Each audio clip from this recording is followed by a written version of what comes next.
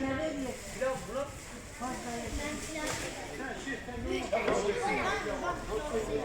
Aslı sen ilk önce bir dakika olmalı. Ekmek de burada süt de çocuklar içerler.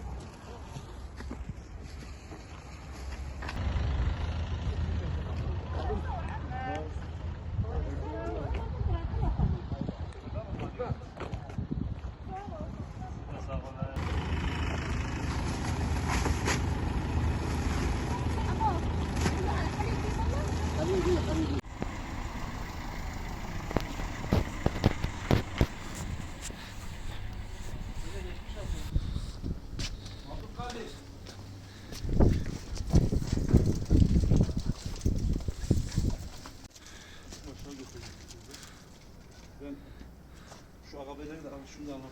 Eyvallah. Hay Allah razı olsun. Geçmiş olsun size. Allah beterinden korusun. Sağ ol.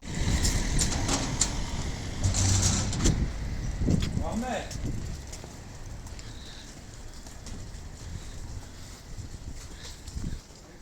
Ali mübarek olsun. Geçmiş olsun. Hayır.